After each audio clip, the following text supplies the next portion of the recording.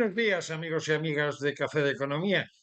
Mm, Me imagino que todavía andaréis con un poco de legaña, con un poco de despiste, mirar bien el reloj y acordaros que ahora adelantamos una hora el reloj, con lo cual, cuidadito, porque como hayáis quedado para desayunar o para ir a dar un paseo y no os hayáis acordado de que a las 2 de la mañana van a ser las 3, la tenéis parda.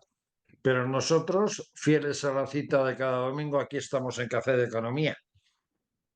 Os acordaréis de que este pasado miércoles se ha celebrado en el Congreso un pleno monográfico en el que el presidente del gobierno ha explicado, intentado explicar lo que va a ser el rearme de esos 800.000 millones de euros que va a hacer de inversión la Unión Europea y esos 156.000 millones que se van a hacer en cuanto a incremento de las inversiones de los 27 países de la Unión de cara de aquí al año, o sea, 2027. La verdad que en ese pleno no se sacaron demasiadas conclusiones, pero lo que sí hemos pensado que sería interesante tocar el tema del rearme, pero desde otro aspecto. Y de qué se trata? Pues muy sencillo.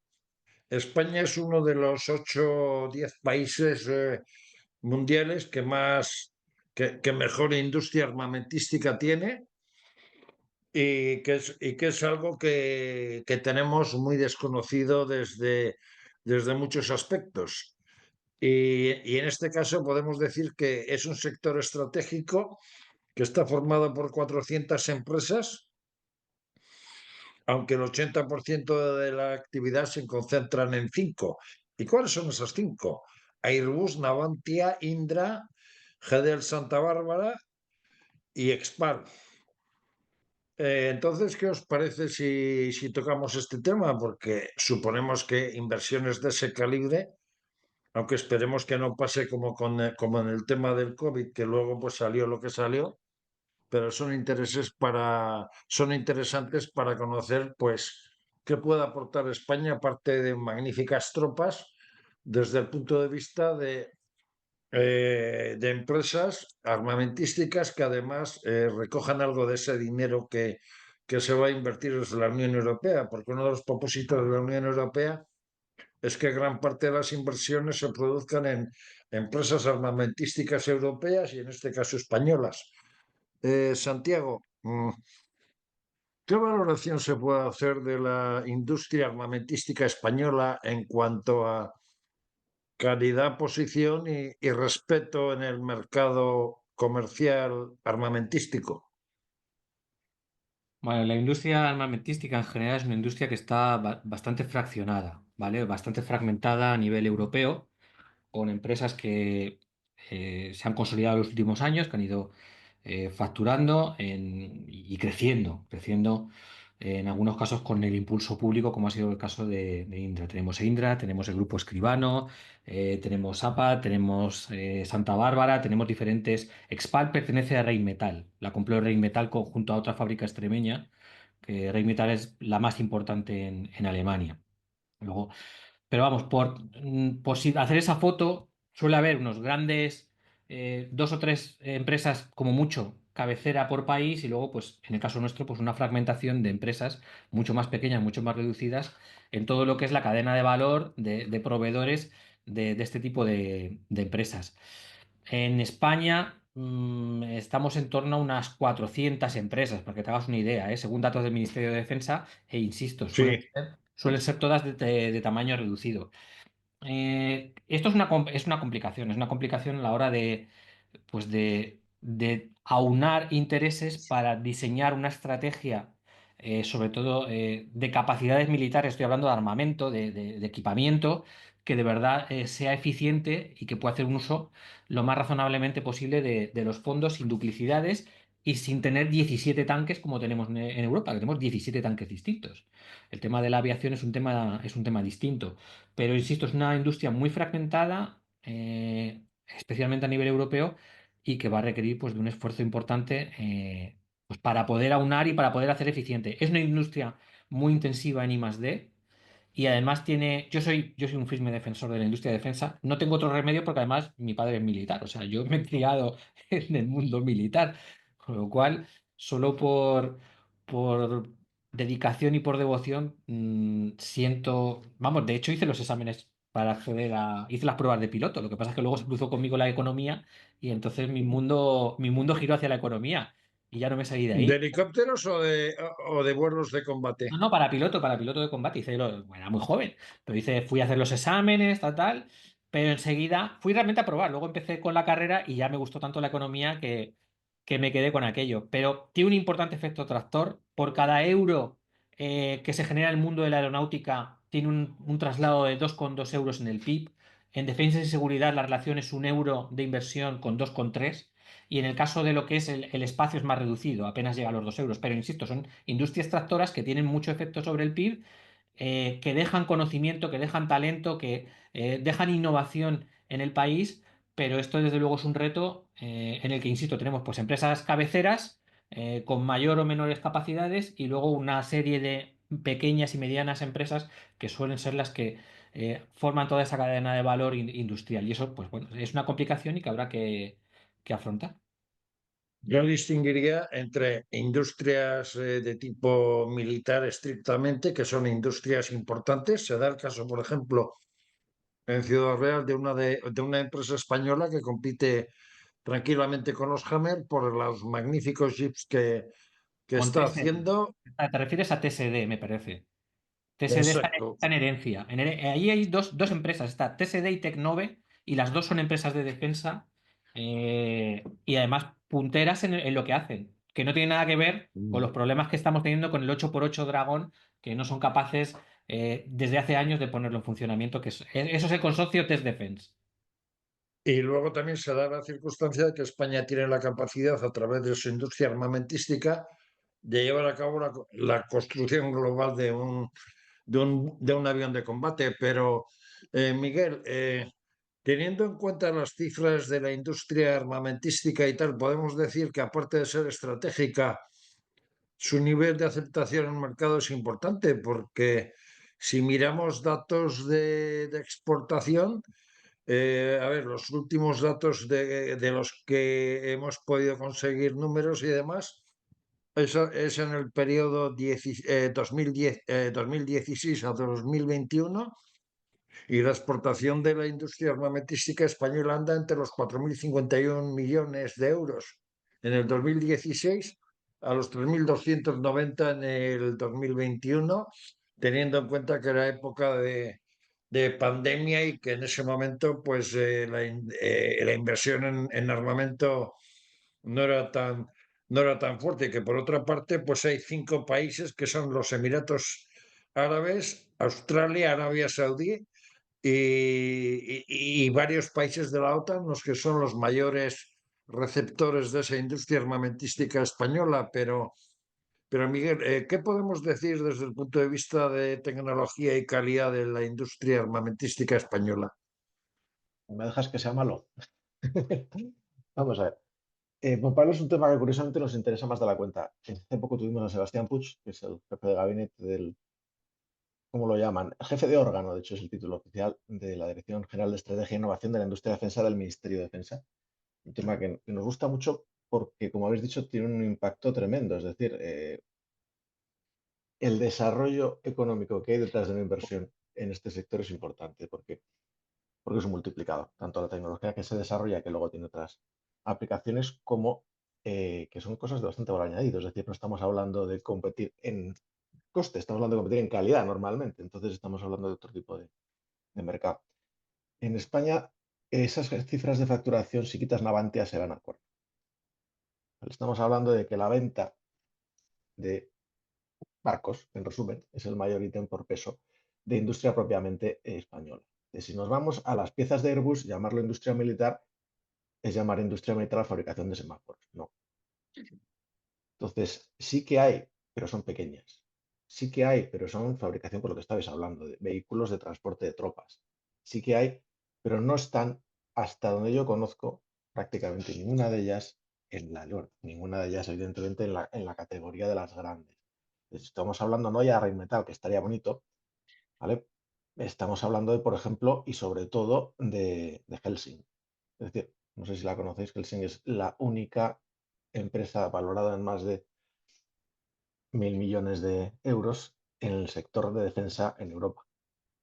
Estados Unidos tiene 3 de ellas. Helsing prácticamente acaba de nacer. No es como Rheinmetall, que lo que tiene ahí es una trayectoria, es decir, está utilizando las ideas de siempre. Está haciendo tanques, está haciendo municiones, está haciendo cañones. ¿Vale? Es como la Nobel, está fabricando explosivos, esto es magnífico. Helsing no. Helsing está haciendo drones, está haciendo literalmente defensa como servicio, es decir, te configuran y prácticamente fabrican las piezas del dron de ataque en función de las necesidades, casi desde la trinchera. Están trabajando en Ucrania. Ese tipo de gente es la que está ahora mismo en la mejor situación para conseguir llevarse las piezas de inversión que se vayan a hacer si se hacen bien. Porque a día de hoy invertir en tanques está bien, pero lo que necesitas es lo que va a proteger al tanque, que es toda la batería integrada de drones. Y lo que necesitas en electrónica. Y todo ese tipo de cosas aquí no las tenemos tan desarrolladas. ¿Por Mm. qué? Pues porque no se ha invertido en ellas y porque no se han Se- comprado, que es donde está el tema. señor Gochi, usted hasta que se le ocurrió la inteligente idea de meterse en política, trabajaba en una empresa aeronáutica, con lo cual conoce muy bien ese sector, que puede ser el más atractivo para nuestros televidentes, desde el aspecto pues, de que ahí España tiene capacidad para poder construir un avión prácticamente completo. Pero usted que ha trabajado en aeronáutica, ¿qué nos habla de nuestros cazas, del Eurofighter y de la importancia que tiene nuestra industria aeronáutica dentro de lo que puede ser Europa y el mercado mundial? Hombre, yo sí que quiero empezar comentando algo de lo que ha dicho Miguel desde el lado de la aeronáutica, que evidentemente nosotros hacemos piezas para aviones que se ensamblan y se montan y modelos de otros países, pero en España también tenemos FAL, línea final de ensamblaje. Tenemos el A400M, que no es un avión de ataque, pero es un avión de soporte necesario, el C295. Nosotros hacemos desde muchas empresas pequeñas de España piezas para Eurofighter. Y es verdad que nos hemos quedado muy atrás en la generación de los aviones. Es decir, los aviones de combate se van definiendo por generaciones. España está en la cuarta generación, Estados Unidos está en la quinta generación de aviones y ahora están trabajando en la sexta. En la sexta. El problema es que los aviones que tiene España son de la cuarta y había un proyecto ya desde hace 4 años para comprar aviones de quinta generación F-35 americanos, que ni está ni se le espera, porque esta promesa creo recordar que es desde el 2021. Tenemos problemas con los aviones, pero ni siquiera me he puesto a hablar ahora de los drones, que la guerra de Ucrania ha demostrado que es el futuro cercano. Nosotros no tenemos fabricación de drones, nos hemos quedado completamente atrás, dependemos de comprárselo a Estados Unidos, a Israel o a Alemania o a Turquía, porque nos ha superado en este sector. Y España y Europa se está equivocando cuando está empezando a trabajar en un avión de quinta generación como el FCAS, cuando ya existe la quinta generación y ya se están trabajando en la sexta. Es decir, hemos definido mal los objetivos, hemos definido mal nuestras necesidades. Perdón, Álvaro, ¿te refieres al hecho de que, por ejemplo, el F-35, que es un avión militar construido en Estados Unidos, puede ser el representante de esa quinta generación, pero militarmente tiene problemas? Aparte de su elevado costo, los ejércitos que dispongan de F-35 tienen que consultar todos los días con fábrica, por llamarlo de alguna manera, antes de que salgan en vuelo. Y hay países como Portugal y algún otro de Europa, incluido la propia Alemania, que está rescindiendo contratos o se está pensando en inversión en esos modelos por la dependencia, vamos a decir, tecnológica que tiene con respecto al hecho de tener que consultar con fábrica, vamos a decir, para determinados componentes o determinados parámetros de vuelo o de combate, ¿no? Es una pregunta interesante y larga de respuesta. Voy a intentar simplificar lo máximo posible. Es verdad que el ensamblaje del F-35 se realiza en Estados Unidos, pero muchas de las piezas del F-35 se producen en Dinamarca, en Bélgica, en Grecia, en muchos países de la Unión Europea. Alemania va a empezar a fabricar, Suiza va a empezar a fabricar, Finlandia va a empezar a fabricar, porque cuando tú compras aviones, haces contratos con los gobiernos para que parte de la producción revierta en tu propio país. Y eso facilita y simplifica, bueno, realmente la hace más compleja la cadena de suministro, pero facilita el poder montar más rápido y aportar también desde tu propia industria. España de manera deliberada se ha quedado atrás, por lo tanto a nosotros no nos repercute absolutamente nada del F-35, ni está previsto que vaya a ser a corto plazo. Pero no solo con el F-35, el F-18, muchos de ellos se montan en Grecia. Y muchas de las piezas del Hércules, por ejemplo, también se montan y se fabrican en Grecia, que tiene acuerdos con Estados Unidos. Al final es una industria global en el que no hay que solo mirar por países. Igual me estoy quedando un poco con la visión previa a la llegada de Trump, pero yo sigo pensando que Trump pasará y volverá las cosas a su cauce y a su lógica habitual. Necesitamos aviones de última generación porque las amenazas que existen hoy en día, cuando hablamos de Rusia, Rusia tiene aviones de 4,5, de generación 4,5. No llega a quinta, pero ha superado la cuarta. Y a nivel aeronáutico es superior a nosotros. Marruecos tiene aviones de cuarta generación y está peleando por tener aviones de quinta, el F-35. ¿En qué situación nos dejaría España si no podemos garantizar nuestro espacio aéreo en un posible conflicto futuro, que no digo que vaya a ocurrir, pero que existe? Entonces, esta geoestrategia que no estamos haciendo porque hemos tenido una serie de complejos con la defensa, nos pone en una situación, nos pone a los pies del caballo realmente.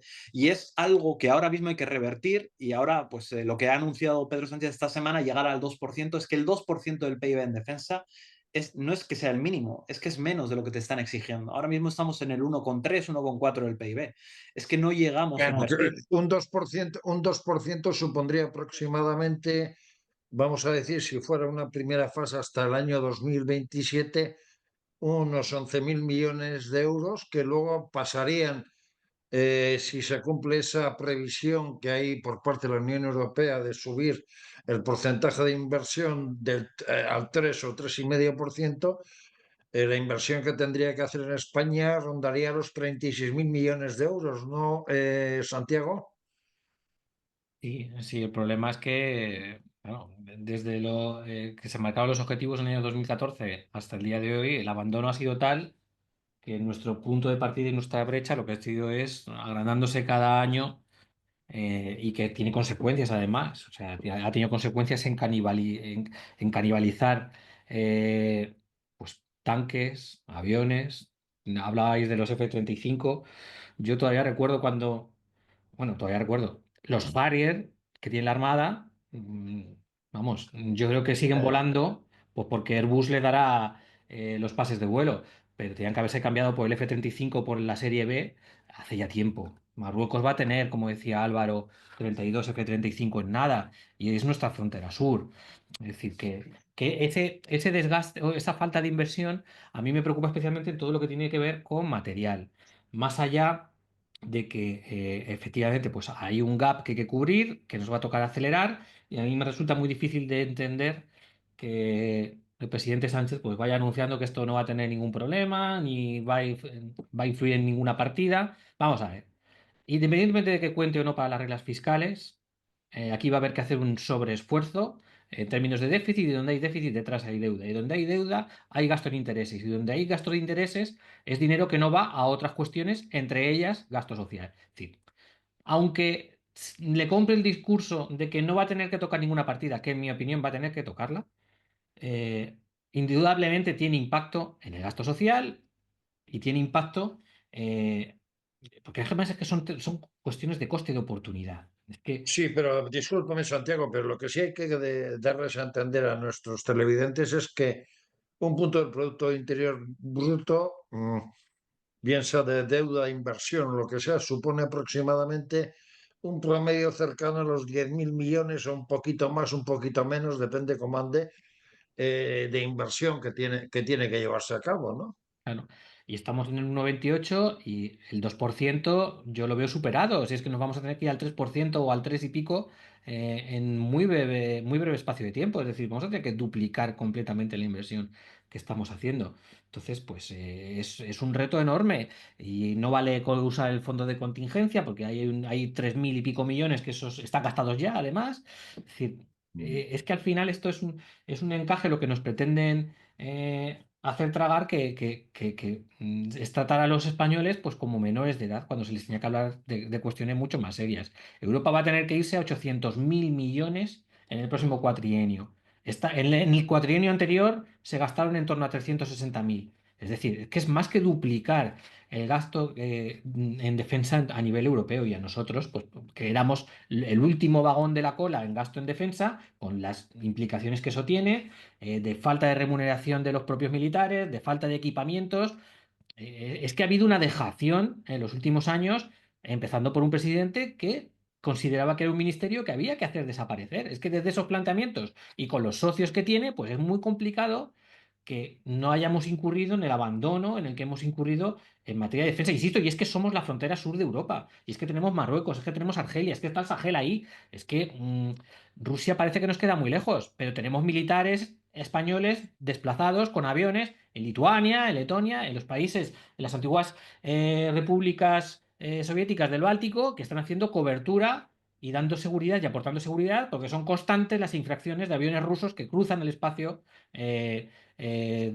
aéreo de otros países Y de deliberadamente. hecho Ese se está juego. produciendo un tema, y de hecho se está produciendo un tema en estos días, y es que Rusia está llevando a cabo unas maniobras con misiles hipersónicos que son absolutamente importantes.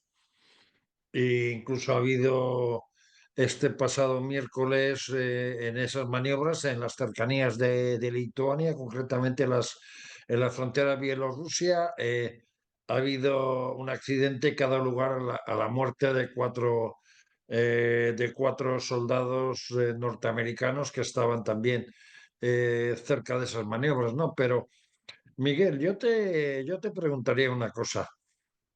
El hecho del anuncio de este rearme europeo, independientemente de la guerra de Ucrania, va a traer dos factores que durante muchos años no se han producido. En primer lugar, la vuelta de Alemania a la industria militar, cosa que tenía bastante abandonada y prácticamente prohibida desde la Segunda Guerra Mundial, y la vuelta de empresas importantes que en muchas generaciones han conocido como una empresa potente del sector del automóvil, como es Volkswagen en este caso, que ya en la época previa a la Segunda Guerra Mundial era una constructora de motores de avión y demás, va a volver otra vez a sus orígenes, es decir, seguirá con los coches, con el automóvil de combustión, pero muchos de esos 400.000 millones que va a invertir Alemania y que quizás pueda ser el revulsivo que necesita para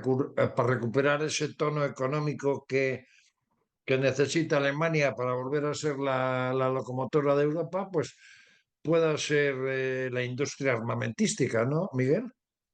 Absolutamente. De hecho, si nos vamos a los datos, desde 2021 las industrias europeas, solamente las 10, han aumentado su nivel de inversión, es decir, las fábricas y las capacidades que tienen sus fábricas, más de un 60%, un 64 y pico por ciento.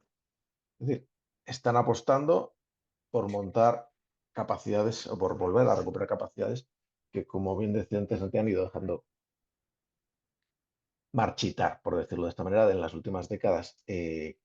¿Por qué? Porque se veía venir. Lo que no se ve venir todavía, creo, es en qué se debe de gastar el dinero. Porque ahí, no sé si es una deformación de burócrata o qué es, pero cifrar el rearmamento de Europa, el rearme de Europa en dinero y no en una estrategia armamentística distinta, me parece que es coger el rábano completamente por las hojas. Estabais hablando antes de Marruecos y estamos hablando de aviones de quinta generación o de cuarta con 5, como decís, de Rusia. Rusia no puede volar sobre Ucrania. No puede. Los derriban según pasan por la puerta. ¿Por qué? Porque algo que no tenemos nosotros y algo en lo que hay un déficit muy serio en Europa, a pesar de que hay una capacidad muy buena desde el punto de vista tecnológico, es decir, existe la fábrica, existe la herramienta y donde se está vendiendo es en Ucrania. radares y sistemas de defensa antiaérea de corto alcance. Son mejores los europeos que los americanos en el corto alcance. Aquí no tenemos de eso. Y si realmente hubiera un enfrentamiento con Marruecos, ¿qué tendríamos que hacer? Aparte de proyectar, y ahí sí que hace falta aviones, lo primero que hay que hacer es defender. Entonces, No si no solo es el estamos... enfrentamiento con Marruecos, sino el hecho de que hay una brigada de un ejército privado, por llamarlo de alguna manera, que está por debajo de Marruecos, concretamente en el Sahel, que está dominado por generales rusos que están perfectamente armados, y eso sí que es un absoluto peligro para muchos planteamientos de España, ¿no? Pues ahí voy, que en la revisión estratégica a nivel tanto europeo como nacional, y cuando digo europeo quiero decir cuál es el papel de esas Fuerzas Armadas europeas que ahora tienen que colaborar más, que ahora no pueden apoyarse tanto en el socio americano, que no quiere decir efectivamente, como decía también Álvaro, dices, volveremos a algo más parecido a la normalidad, pero ya no se va a poder depender de ellos. Yo creo que ya incluso filosóficamente es algo que no quería nadie. O sea, eso de tener un amigo del que tienes que depender no le gusta a nadie. Es mejor que seamos amigos en algo parecido a paridad, ¿no? Entonces, todo el mundo soñaba con una buena razón para desarrollar una capacidad europea de defensa.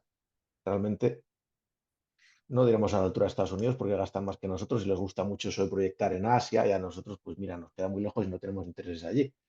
O sea, nunca va a ser igual, pero a la hora de tener una capacidad defensiva integrada hay que pasar por una revisión estratégica que fije qué queremos tener como Fuerza Armada y a partir de ahí hablamos de invertir.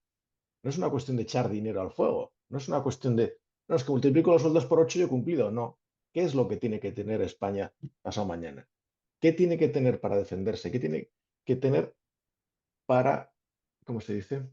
Deterrence en español, para disuadir a alguien que le quiera buscar problemas y qué tiene que tener para ese tercer papel, que es colaborar en una defensa común europea, lo que estabais diciendo antes, de volar para proteger las fronteras norte o enviar una brigada o más a donde haga falta. Es porque algún día habrá que hacer una fuerza de interposición en Ucrania. Entonces, todo eso requiere una revisión estratégica de la que ni se está hablando. Y si hacemos otra vez las cosas al revés, lo que vamos a tener es como con los fondos europeos de hace un par de años. Dices, tenemos el dinero y ahora qué hacemos con él, tirarlo. Uy, qué bien. Mm. Álvaro, luego también hay otro tipo de industria que puede parecer de tono menor, pero en España es de fama internacional y prácticamente mundial, que por llamarle de alguna forma vamos a distinguirla como industria armamentística deportiva, que sería las fábricas de escopetas que están radicadas en el País Vasco, concretamente en la localidad guipuzcoana de Eibar, que tienen fama mundial, pero que se encuentran en una grave crisis económica a pesar de la calidad y que han sido tremendamente exportadoras, porque el nacionalismo vasco no solo no las ha cuidado, sino que las está perjudicando notablemente y hay algunas que están buscando otro tipo de ubicación, ¿no? Sí, pero déjame primero terminar con el tema anterior cuando hablamos de la aeronáutica. Tengamos en cuenta que el Eurofighter tiene ya 25 años, que es que lo tengo por aquí, el Hornet es de los años 80 y el Harrier debería estar ya retirado y se está alargando la vida de los aviones. Es decir, no tenemos nada porque no hemos invertido lo suficiente.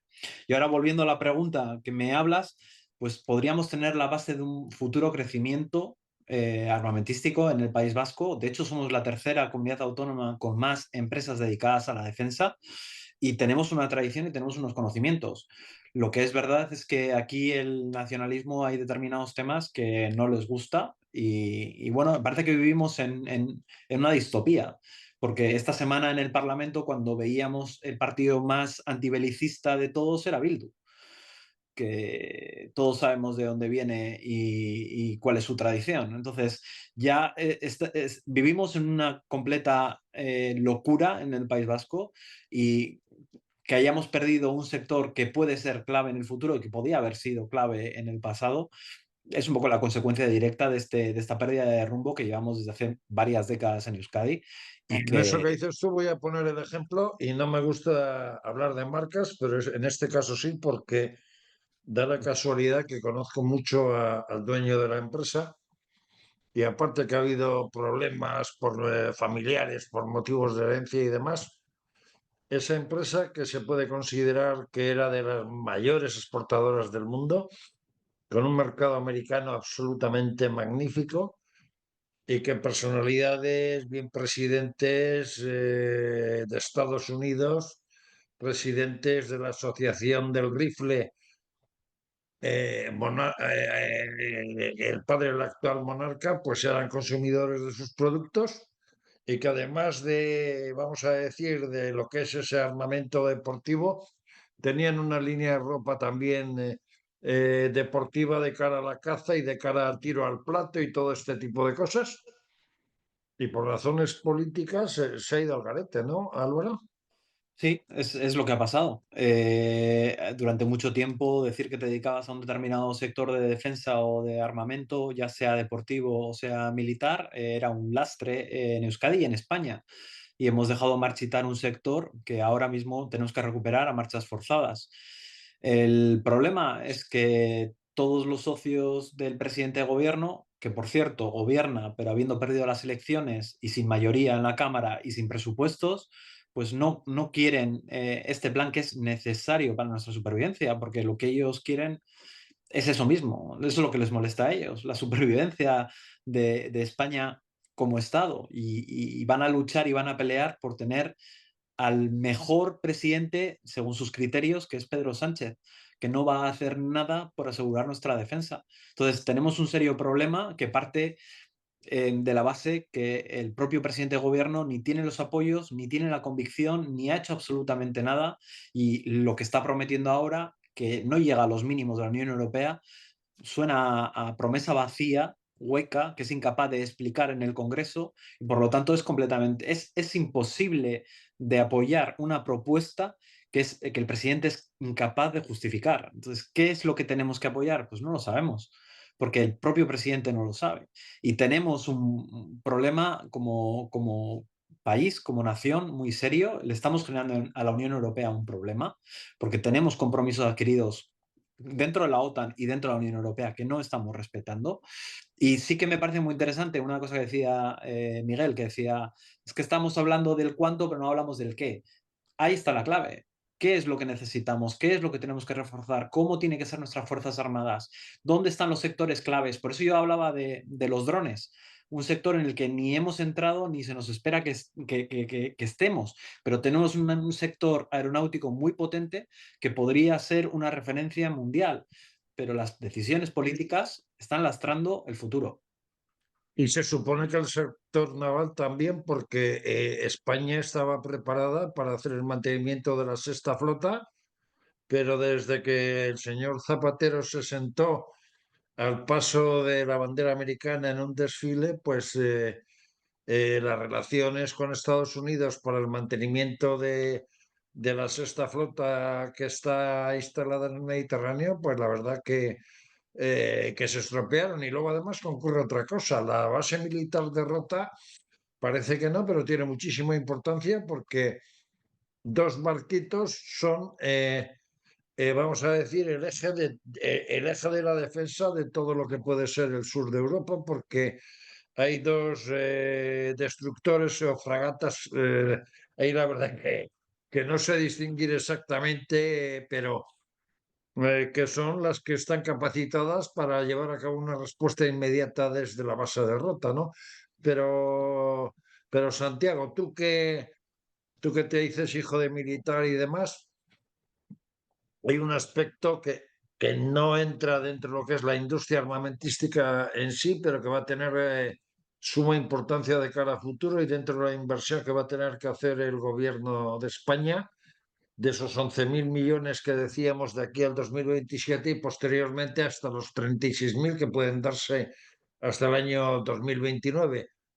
Y es que o bien abre las puertas a la reactivación de nuevo del servicio militar, o tiene que modernizar, por un lado, el sector del personal militar en España, porque con 120.000 hombres, por mucho que salgan al extranjero y tal, tendrán que aumentar el número del personal militar y el gasto que eso supone, ¿no? Pues es que prácticamente nos cabe nuestro ejército en el Santiago Bernabéu. Es que es lo que... El ejército de tierra entra perfectamente en el Santiago Bernabéu. Es que a nivel numérico, pues tenemos la dimensión que tenemos. Hay países donde se han replanteado qué hacer con el servicio militar y qué no hacer. Me parece un debate muy complejo, ¿eh? O sea, y no quiero dejarme llevar tampoco por... Es una realidad impepinable teniendo en cuenta que se van a invertir 800.000 millones de euros en Europa, vamos a decir, en el próximo quinquenio aproximadamente para la defensa, industria militar y todo aquello que suponga, vamos a decir, la creación de un cuerpo militar en Europa y demás. Eso va a conllevar que los países van a participar, a no ser que digan llevar a cabo un ejército estructurado por zonas geográficas, lo cual lo dudo mucho, ¿no?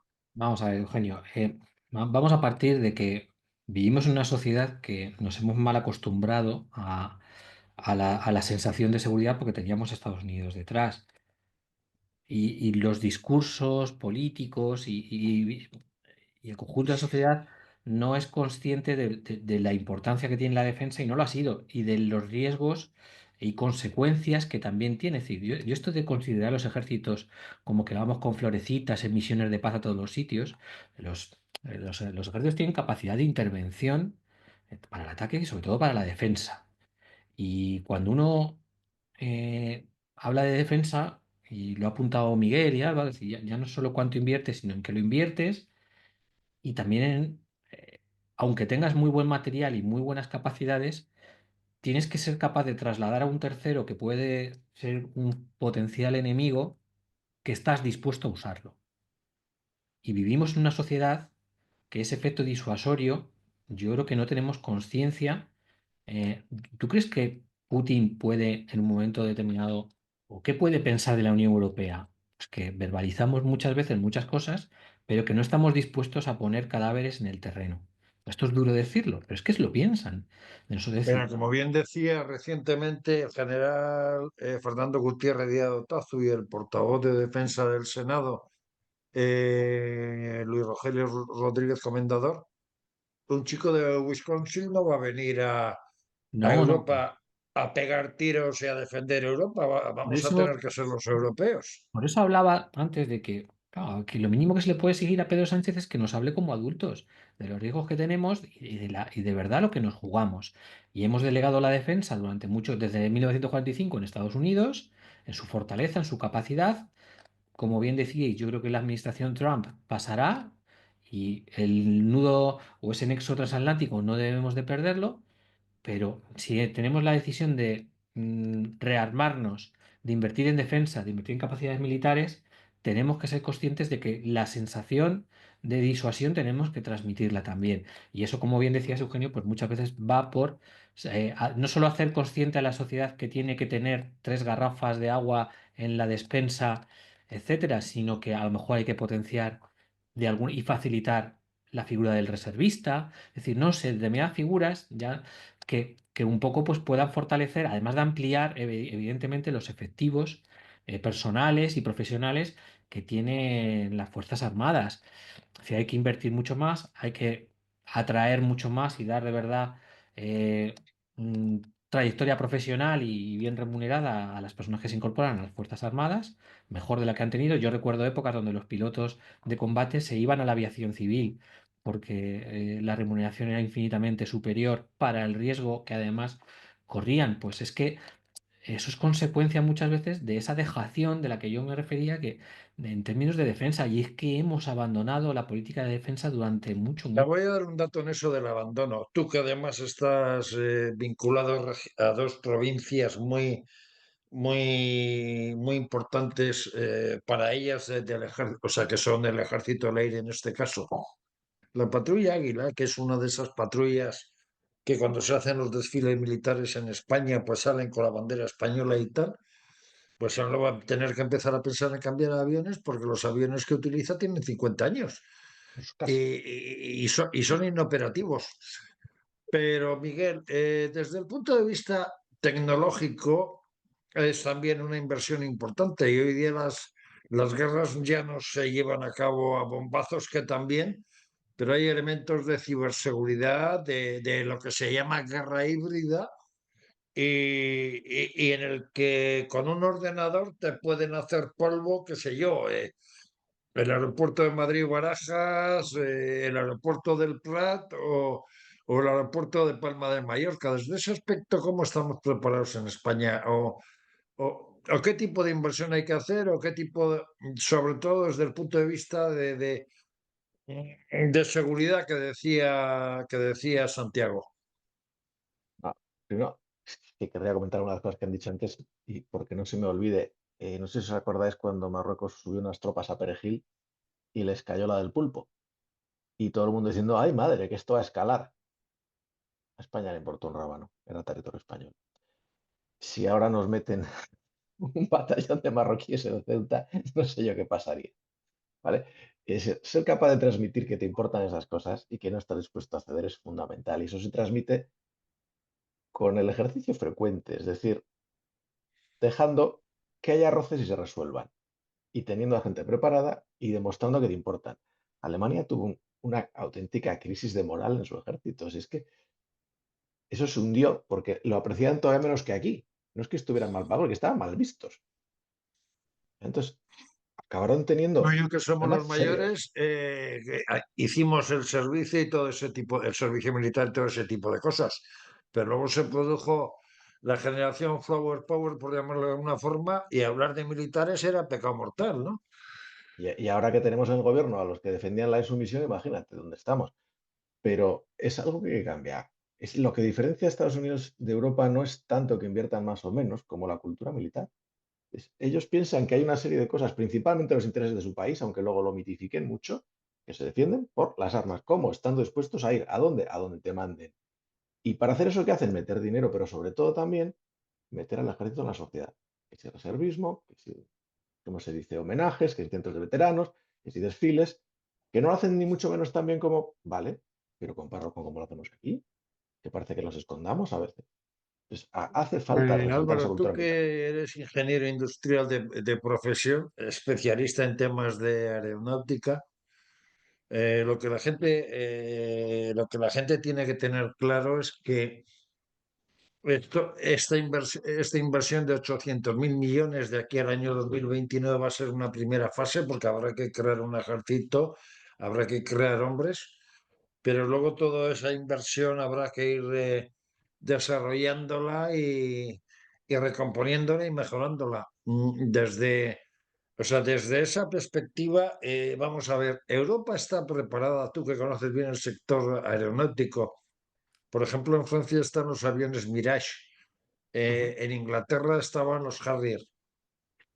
Eh, de no tener dependencia, porque vamos, mucha gente dice, hombre, Europa va a gastar 800.000 millones de euros de aquí al año 29, pero gran parte de las compras de armamento militar no se van a hacer en Europa, sino van a terminar ese dinero en manos de Estados Unidos. Cuando lo que realmente Europa lo que necesita es, aparte de generar su aparato disuasorio con hombres, armamento y demás, vamos a decir, resurgir industrialmente. ¿Esto puede ser un revulsivo? A ver, es un revulsivo, porque aunque compres a países externos, como decíamos antes, cuando tú firmas un contrato con Estados Unidos para comprar F-35, por ejemplo, tú le pides, en función del número de aviones, que un porcentaje de lo que te vende en aviones lo reinvierta en el propio país. Y eso es mano de obra, eso es tecnología, esos son conocimientos que se quedan en España, si se hace. Por lo tanto, al final todo acaba repercutiendo en todo. Y es verdad lo que decía Miguel en este caso de es que en el gobierno ahora mismo hay gente que sigue diciendo OTAN no, bases fuera. Es que Mm. ese es el gobierno que tenemos ahora mismo. Y por eso Pedro Sánchez está atado de pies y manos a sus socios, con los cuales no suma una mayoría y con los cuales, aun perdiendo las elecciones, la han aupado. Para mí es muy importante o muy reseñable o dice mucho de la forma de pensar que tenemos ahora una noticia que salió la semana pasada en El País. El titular era: España vendió a Israel armamento no letal por casi 50 millones en 18 meses, según un informe del gobierno. Es que el armamento no letal no existe. Es que tenemos que dejar como sociedad de tragarnos estos bulos que nos dicen y hay que quitarle miedo a las palabras y saber dónde estamos y que la geopolítica ha cambiado. Porque si no hacemos ese pensamiento, porque es verdad que llevamos décadas de sumisión o de adoctrinamiento en una mentalidad que es que ha cambiado. Es que el mundo, en el momento que en el 2014 Putin invadió Ucrania, el mundo cambió. Hemos estado 10 años en el que no lo hemos querido ver porque había un país que era Estados Unidos que estaba cubriéndonos las vergüenzas a Europa, pero ha dicho basta. Y ahora nosotros tenemos que dar un paso adelante. No podemos seguir en el discurso de los 80 de OTAN, no bases fuera. Es qué podemos hacer para garantizar nuestra seguridad, porque la red que teníamos la hemos perdido. Entonces hay que trabajar todo lo que tengamos y hay que trabajar en nuevos diseños, porque la tecnología militar está en constante evolución. Decíamos antes, claro, Rusia que tiene aviones de generación 4,5 y no pisan suelo ucraniano porque se los tiran. Esa es una realidad. Y esos aviones son mejores que los que tenemos nosotros. Entonces, hay que trabajar todos los frentes. Hay que trabajar el terrestre, el marítimo, que en determinados nichos somos punteros, pero luego es verdad que ha habido proyectos militares en España que han sido un fracaso. El 8x8 es un ejemplo de una gestión muy mala. El S-80, el submarino, es un ejemplo de una gestión muy mala, porque a nadie le ha preocupado hacer las cosas correctas, porque si además del dinero que tenemos que invertir no lo invertimos como lo tenemos que invertir, no estaremos garantizando nada, estaremos haciendo, pues generando más deuda en algo completamente improductivo. ¿Volverá a ser los fondos Next o esto, o lo que hizo Zapatero, que ya no, ni me acuerdo cómo se llamaba el plan E? ¿Volverá a ser otro plan E? Y es lo que no podemos hacer, no Repartir podemos seguir bombillas a casa pasando, por correo, ¿no? por ejemplo, o hacer calles y daban empleo durante 2 semanas a personas, que al final eso no aporta nada ni al PIB ni a la riqueza del país. Entonces, tenemos que hacer una reflexión profunda y, y deberíamos de tener líderes y gestores profesionales, porque lo que tenemos ahora es un amateurismo en el gobierno que da miedo.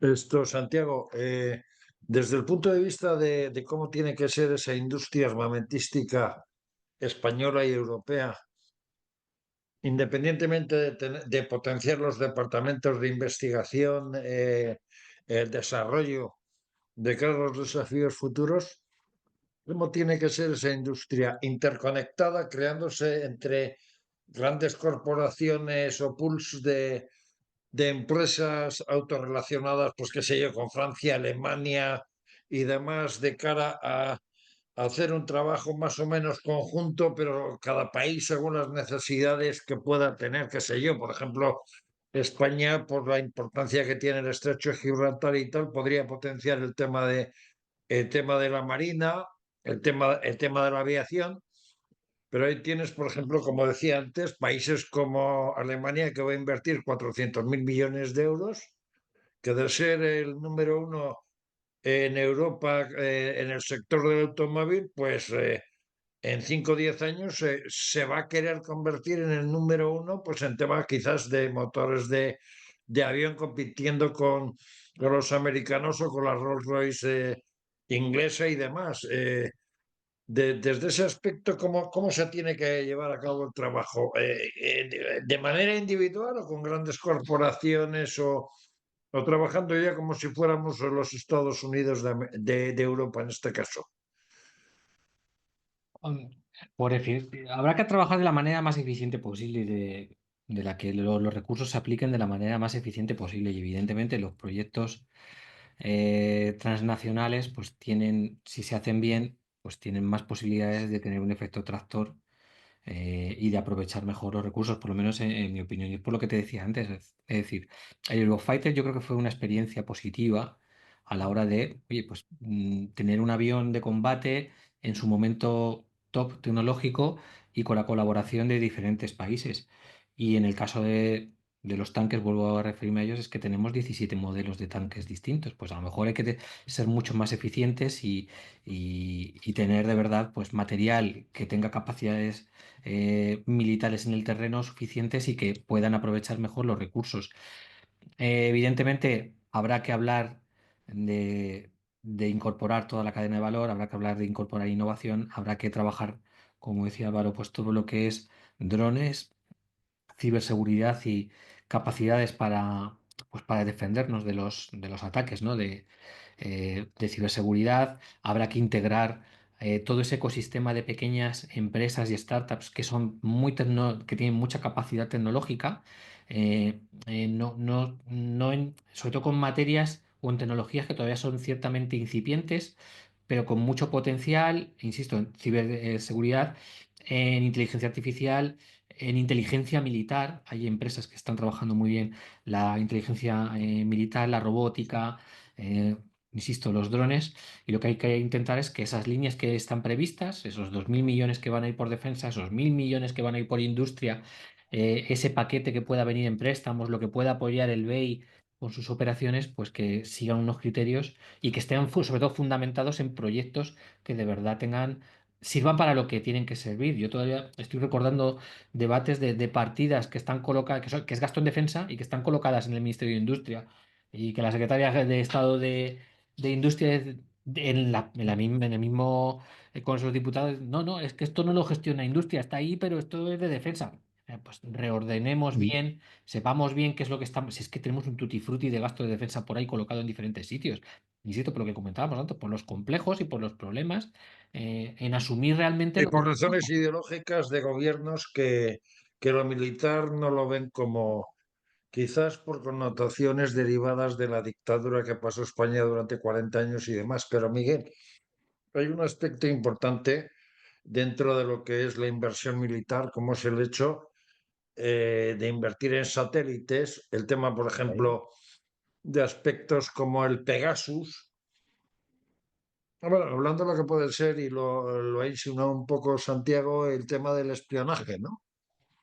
El Sí, bueno, espionaje, o vamos a decir la inteligencia militar, por llamarlo de alguna forma, al fin y al postre es espionaje. ahí Desde tienes ese dos punto cosas. de vista, hay Sí, un país en el mundo que es insuperable, que es Israel, que por cierto nos tiene mucha manía, pero nosotros parece que asomamos un poquito la cabeza en el tema de satélite y demás, hombre, pero no, no, mucho más ¿cómo que eso. podemos afrontar el futuro de cara a ese campo de los satélites, de la inteligencia artificial, de la ciberseguridad? Yo no sé si Porque hay una los cosa que oyentes está clara, saben. nuestras fuerzas armadas y de seguridad son fenomenales, pero la falta de medios es impresionante, ¿no? Ujú. Digo que no sé si nuestros o tus espectadores saben que España tiene práctica, bueno, primero, la primera empresa capaz de lanzar un cohete privado en Europa era española, Peled Space, que son los famosos cohetes Miura, que son ahora mismo la única opción que hay si Europa en algún momento se decide a poner en el espacio una flota de satélites capaz de competir con los de SpaceX, con los del señor Musk o con lo que está montando ahora Bezos. Y dices, cojonudo, ¿de qué nos vale tener una alternativa si también es americana? Entonces necesitamos una constelación de satélites y hablamos no de cientos, sino de miles de satélites, como lo que está utilizando Musk para garantizar las comunicaciones en el frente. Es así de burro. Es que ahora mismo no lo tenemos. ¿Por qué? Porque o es satélite o es, como se dice, interceptable. Entonces, desde el punto de vista de seguridad de comunicaciones, desde el punto de vista de red de comunicaciones, resulta que tenemos una oportunidad impresionante en España. Pues ahí tenemos, y no es la única, evidentemente.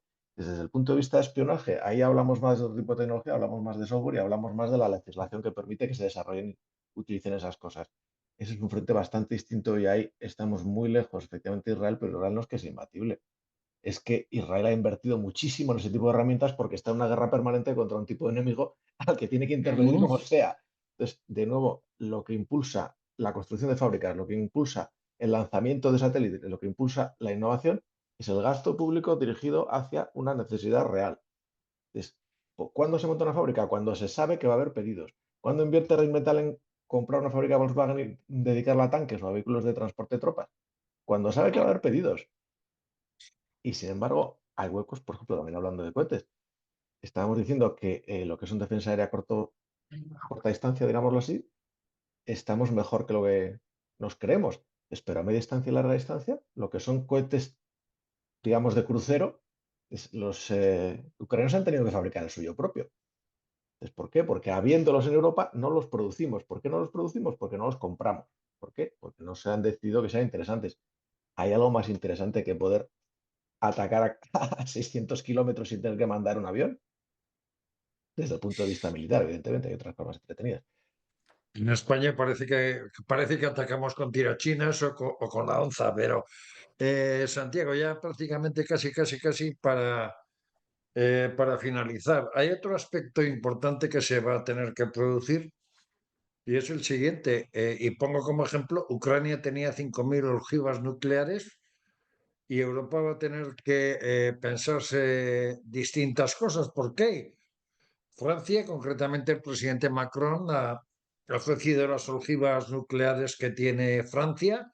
El Reino Unido también, que aunque no está en Europa, parece que está regresando y está integrada en lo que es el capítulo de seguridad y militar europeo, pero con 500 o 600 o 700 ojivas que puedan tener entre Francia y Reino Unido, no son suficientes, pero son algo disuasorias. Pero habrá que ir pensando en Europa en desarrollar armamento de tipo nuclear, de tipo bomba la bomba H.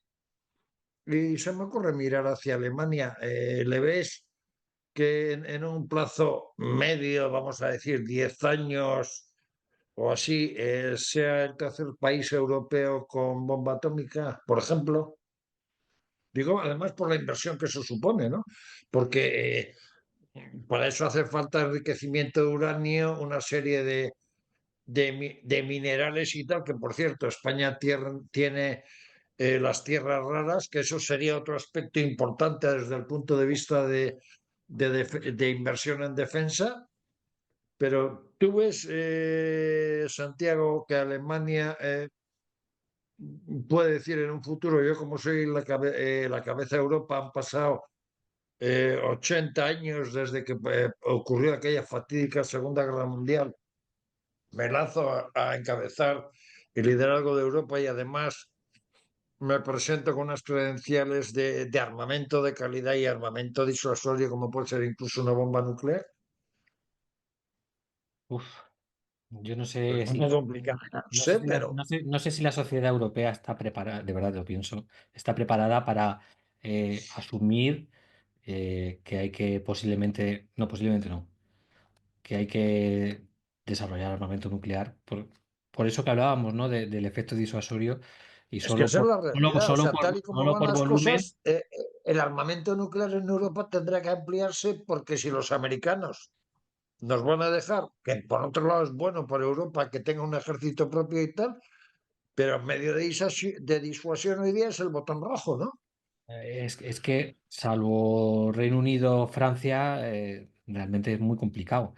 Y la diferencia es tan brutal en cuanto a capacidad y a ojivas nucleares, que estén preparadas, no que estén almacenadas, sino que estén preparadas para poder montarse y lanzarse, es brutal la diferencia a favor de Rusia, evidentemente, en estos momentos. Entonces, por eso digo que yo no sé si la sociedad europea está preparada para eso. Y este tema que has tocado ahora en el final del programa me parece importantísimo. El tema de las armas nucleares, tan importante como el de definir, yo lo llamo la gobernanza de todo esto que se está construyendo. Es decir, al final alguien tendrá que mandar, alguien tendrá que tomar decisiones y quién va a ser ese alguien. Es decir, aquí estamos Pero es muy... que, perdona Santiago, pero es que el tema nuclear es tan importante como dices tú, que ocurrió lo siguiente. Cuando Ucrania se desgajó de la Unión Soviética, y estamos hablando de principios de este siglo, tenía 5.000 ojivas nucleares en su territorio. Uno de los aspectos que fueron importantes para que Ucrania tuviera la independencia fue el desmantelamiento de esos 5.000 ojivas nucleares. Si no, Rusia no se atreve a atacarle porque Ucrania tenía prácticamente un 25 o 30% del total de las ojivas rusas, pero tal y como están las cosas, Polonia está invirtiendo un 9% y demás, pero volverá a ser Alemania el que lidere, vamos a decir, la creación de ese armamento disuasorio. Y yo, por supuesto, ahí incluyo la bomba atómica. Yo, sinceramente, no veo a Alemania en estos momentos y con la situación que tienen política, mm, con capacidad para liderar ese cambio y esa transición de mentalidad y de y armamentística, sinceramente no lo veo. No lo veo, algo parecido a lo que comentaba Miguel. Es decir, fíjate cómo Israel no tendría ninguna duda en atacar Irán si supiera que son capaces de tener una bomba nuclear, simplemente por supervivencia. Es que no lo veo. No lo veo, Eugenio. Lamentablemente no lo veo. Igual que a los británicos sí les veo una mayor determinación, mm, incluso a los franceses, pero no veo a los alemanes con la determinación suficiente como para replantearse Pero por capacidad y potencial sí. Sí, sí, claro que sí, pero yo estoy hablando de voluntad política y de preparación de la sociedad, y es que creo que no lo estamos, sinceramente lo pienso. Miguel, como ya estamos ya prácticamente terminando, eh, la conclusión ¿cuál sería? Que, no, que cuando nos hablan de inversión en armamento militar, inversión en industria militar, no es crear los kits de supervivencia que nos pide la von der Leyen, ¿verdad? No, para nada. Estamos hablando de, como decíamos, de partir de un replanteamiento estratégico de qué queremos que pueda hacer este ejército en estos tres ámbitos, y a partir de ahí una estrategia para que puedan colaborar los distintos países, ya sean estándares, ya sean sistemas de gestión comunes, y a partir de ahí masivos pedidos, que es lo que hará que exista esa tecnología y hará que exista esa industria, que de momento pues parte de ella está como si lo hubieran liofilizado por falta de agua, pero está ahí. Mm. Y con esto ya acabamos, Álvaro, tú que eres especialista en tema aeronáutico. Yo vivo en una zona que es la esquina este de España, como es Almería, que está un campamento de la Legión, tiene fuerzas de choque de la Legión en el campamento en Viator, pero tenemos enfrente las islas Chafarinas, Perejil, Melilla y un poco más al oeste, Ceuta y demás. Pongámonos que bien desde Madrid y demás se produce, o sea, se produce un ataque a las ciudades de Ceuta y Melilla y demás y tiene que reaccionar un avión para salir con armamento de combate para defender ese supuesto ataque. Hablemos desde el punto de vista hipotético. ¿Qué puede tardar en llegar digo, con los medios que tenemos ahora, qué puede tardar en llegar desde Madrid o Alcalá de Henares o Getafe a Ceuta y Melilla para defenderla vamos a decir, de un posible ataque, vamos a decir, de artillería o de lo que fuera? A ver, primero dejemos claro que ese escenario no está encima de la mesa y no es una opción hoy que pase por la cabeza, yo creo que de nadie. Pero si un avión de combate español tiene que reaccionar a una agresión, sea donde sea, el tiempo de reacción hasta el sur peninsular creo que son 25 minutos, 27 minutos, algo así. Es decir, en ese tiempo ya estaríamos en capacidad de poder responder. Pero tengamos en cuenta una cosa, la guerra de Ucrania ha cambiado el concepto de la guerra. Ya las guerras no son como eran en el pasado. Ya no Ya no es tenemos que la hablar de marcha armas. verde del año Ha 1975 cambiado, ha cambiado todo. ni ir a tiros, ¿no? Ha cambiado todo y se ha demostrado, por ejemplo, cómo un país como Ucrania, que no tiene armas nucleares, ha podido parar a Rusia. Pues la gran primera parada que le hizo fue en Hostomel, gracias a la inteligencia y gracias a saber, antes de que los rusos desembarcaran, dónde iban a desembarcar. Pero luego en el día a día, en el campo de batalla, con pequeños drones muy baratos, están parando al ejército. Y Rusia no ha sido incapaz de poder reaccionar. Entonces, la guerra ha cambiado y hay que pensar que las formas del combate cuerpo a cuerpo del pasado ya no es, las armas nucleares no es la solución y que muchas de las cosas que vende Rusia que tiene de misiles no existen. Son propaganda porque al final una parte importante del mensaje es la propaganda, es decir, lo que tienes tú y lo que no te pueden tirar. Hay un arma muy importante que tiene toda la Unión Europea, por ejemplo, que hemos hablado antes, que es el F-35, que no ha entrado en combate en Ucrania, que ha entrado en combate en Israel y que no sabemos o no se dice a ciencia cierta las capacidades que tiene, porque es una forma de poder evitar que se puedan contrarrestar y que puedan tener una vida útil esos aviones mucho más larga. Hoy en día España y Europa no está preparada para afrontar un desafío a gran escala. Esperemos que en el 2030 lo estemos, pero para eso hay que dar los pasos correctos a día de hoy, desde el día de hoy. Cuando hablamos de un 2% del PIB, o un 2,5% o un 3%, es un gasto sostenido todos los años. No es algo, no pensemos que es un gasto este año de 8.000 millones y se acabó. Son 8.000 millones extra todos los años. Y si incrementamos el crecimiento del país, se incrementa el gasto militar en porcentaje, porque eso nos va a dar garantías y seguridad. Pero ¿cómo se hace eso? Pero ¿cómo se hace eso sin presupuestos? ¿Y cómo se gobierna sin presupuestos? ¿Y cómo se pagan las Sí, pensiones sin porque presupuestos? el señor Sánchez en su comparecencia en el Congreso ya dijo que él no lo hacía por intereses personales, porque se decía mucho de que él quería ser secretario general de la OTAN, sino por las necesidades de España. Por Hombre, si cierto, voy a algo, contar un secreto interno de Café de Economía, que a veces también lo hacemos en Diálogos en Libertad, y es que entre nosotros, por un chat interno, nos comunicamos, y me decía Santiago, Eugenio, lo de la marcha verde, si con lo que ya tenemos la experiencia que tuvimos en su día en Ceuta, basta lanzar un bulo por redes sociales de que va a jugar Cristiano Ronaldo en Ceuta y tenemos 10.000 chavales en Ceuta, con lo cual, a ver cómo lo arreglamos. Tendríamos que llamar a Gila para preguntar, ¿es la guerra?